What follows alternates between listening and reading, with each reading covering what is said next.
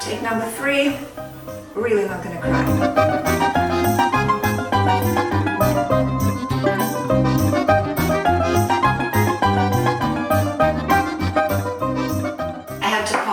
Video because I just I took all these Matryoshkas out and I just couldn't contain the emotion. So the other day, cleaning in my coverness closet, looking through things that I own and I love, clothes and shoes and all kinds of objects, accessories and jewelry and all things women love that I don't wear anymore or don't need anymore, but I still can't let go. Sounds familiar? So one of those things was this Matryoshka doll deliberately hidden in that closet because every time I see it, I get emotional and then I have a moment and then, it disrupts the flow of the day. But the other day, I just decided to just simply face it. I took it out, I put it here on my sewing table, I took every doll out, and as I was doing this, and getting from the big Matryoshka that I am today to the very little one that you can barely see, to the core of who I am, memories and feelings, emotions just came flooding and overwhelmed me. So I can't go back home right now. I'm from a country that is at war, and I have not seen my mother in a long time. The voice on the other end is all I have. I may never be able to go back home. But what I do have is the memories of people and places and stories that made me who I am. From the little girl growing up in the Russian countryside, spending summers at the dacha of my grandmother, to the woman today in my 50s, living in the United States, having a brilliant life.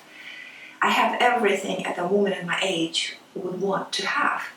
I have a wonderful home, a wonderful family, a career. I have something that I love to do. Yet there is the big void that nothing and no one can feel, because who you are at your very core sometimes is very deep inside. And if you can't access it at the moments, there is a conflict. So I thought that I have these 14 Matryoshka dolls, and I'm going to tell my story from growing up in the 80s in the Soviet Union, behind the curtain, in the small protected world of my mother and I, to today, why I am on social media doing fashion and talking about sustainability in fashion. In snippets of 14 short stories. Hopefully there will be stories that might resonate, there will be emotions that might resonate, and if it reaches anyone on a deep emotional level and you can connect to this true self of who you are, to your very core, and bring it back to today and enjoy it and appreciate it and be happy with where you are and why you're here, I think that's worth trying. So anyway, one story at a time, 14 Matryoshka dolls, and I'll see you there. So for my first Matryoshka diary, I am styling a vintage Yves Saint Laurent Rive Gauche jacket from the 90s. Its silhouette takes me back to photos of my mom in the early 60s. Graceful, composed, quietly powerful. True style transcends decades and even distances. It carries meaning, memory, intention. So much of today's fashion feels fast and disposable, but this feels like a conversation across time.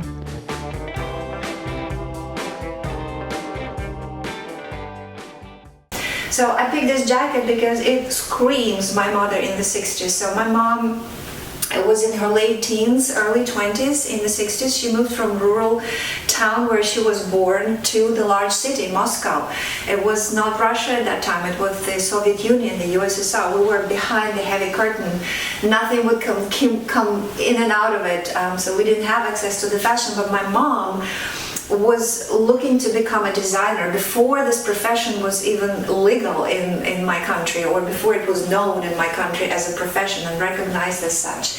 And so she moved to Moscow and wanted to enroll in one and only, at that time, existing school in Moscow. And she wasn't admitted because she wasn't a local resident, so her dream was crushed right there and then. But it didn't stop her from learning how to sew the best way. She dedicated years to studying the craft, and she sewed through her entire life. So I wanted to connect the dots for you. Imagine my mother in Moscow in the 60s, living behind that iron curtain where there was no access to the magazine, there was no internet, there was no way for a young girl at that time to travel to Paris or to London to see the fashions of the era, yet instinctively, intuitively, the lines that she envisioned for herself, that she made for herself, the prints, the beautiful finishes and everything, how she put together the outfits were very much in tune and in line with where the fashion was at the time. So back in 1966, Yves Saint Laurent opened his Rive Gauche boutique to make the fashion more accessible and kind of bring the couture into the masses, so to speak. Then 2 years later, he opened the same boutique of ready-to-wear in New York. My mom would have never known about this, yet she would absolutely love wearing those clothes, and she did it very well. So she would pair a jacket like this.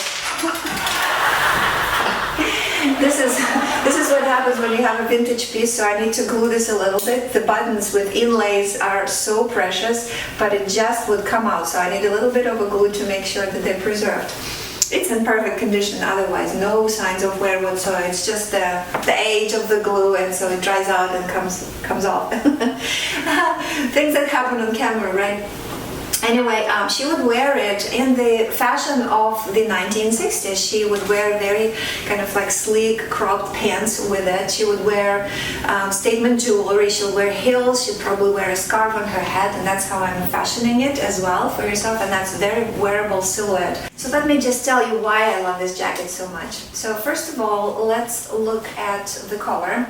That is a pretty basic collar, kind of like the portrait collar that frames your neck and your face quite nicely. When you wear it, it stands out away from you just a little bit, and it stands out. There is no band here in terms of the construction. There is no band, but because the fabric is pretty stiff, and I can tell that it is interfaced nicely, probably both the inner collar and outer collar, so it gives us a little bit of a lift that frames your face beautifully. And that is very reminiscent to me of the fashion of the 60s. Let's have a moment for the polka dot pattern, that for those of us who love that pattern, that never goes out of style, so it just goes in and out of the closet, and fashionistas wear it round the year, and anytime, doesn't matter what the trend is, but it just so happens that in 2025 this is the trend as well. So gorgeous polka dot. Look at the buttons. Buttons are in the middle. The size of the round shape imitates the polka dots, but it's in the contrasting color, and the buttons are really large, which is also the very popular feature in the 60s, right? Inlays are mother of pearl, so gorgeous. They have a little bit of a sheen.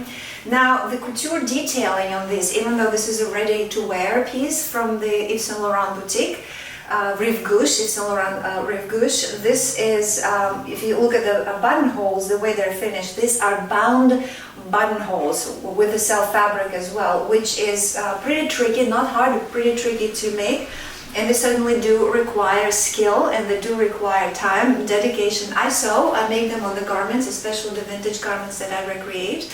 But really, this day and age in the ready-to-wear, very rarely would you come across bound buttonholes, unless it is a high-end designer and you obviously pay a premium for tailoring like this, right? This is a classic princess seam design, princess seam silhouette. So there are those beautiful lines that run across your bust on the front, and they repeat themselves on the back as well. This jacket is size 40 French, so I need a size smaller, but I bought the bigger size because I wanted to accommodate the width of my shoulders, and this does it beautifully. It has padded shoulders, not very padded like we wear these days, right? But they give enough structure and enough support and enough shape just to allow the sleeve fold down perfectly. And so what I will do, because this fits me really well, I will eventually take that in maybe in the center back seam or in the princess seams as well. However, you know, this is a vintage piece by a pretty good designer, and it's a beautiful piece, so I may not want to mess around with changing the sizing and tailoring to myself if it fits well enough, because you kind of want to preserve, because at the time when I no longer want to wear it, I would like to pass it down to someone, and I don't want to mess up with the sizing. When I look at pieces like this, what I like to think is the stories behind them, the history that fashion is. And I can't help but think that the problem of today's fashion industry is that we stopped relating to our clothes the way that the brands are marketing and selling their garments to us, the new and presenting them as new. I don't think that resonates anymore, and not with consumers like myself, because I'm looking for those stories. I want to understand the relation, the continuity that happens through the ages, through the decades, through the boundaries, geographical boundaries, how it transcends a good style and good clothing. It transcends all of that. And it brings me to today, where I happily would wear something like this, knowing that I can relate. And by wearing this, I'm continuing its story. And I know when I no longer can wear, I want to preserve this and have someone else enjoy this piece, right? And when designers come out with something new, they only call it new, right? Because that comes as part of their new lines, and they want to sell it. And the newness is unfortunately what sells most of the time in our societies. But we forget that all these beautiful lines, like the princess seams, the beautiful collars, the shoulder pads, the entire silhouette, the polka-dot print, all existed many times before, and we're just reinventing it, reshaping it, reimagining it for today. So why not call it that? And instead, for the brands, a message, instead of trying to sell me new, do more storytelling, connect to my emotions by telling me those stories. Tell me that by wearing this, I'm honoring the legacy of those designers, of those people who wore these designs before me. That's why I want to show this, a series of little videos where I am dressing up in the era of the women in my family and telling their stories and showing you how the history of fashion is the history of us. And I think when we remember a little bit about that on a day-to-day basis, we will connect better with the clothes. We will take better care of them. We will appreciate them more. We will learn a lot more from it. And I think that's a beautiful way to be in this world. You do not want to miss part 2 of the Matryoshka Diaries. I will bring to life a rare vintage design by Jacques Haim, a visionary French couturier whose name deserves to be remembered. I'll show you how I did it, what it made me reflect on, and why its story still speaks to me today.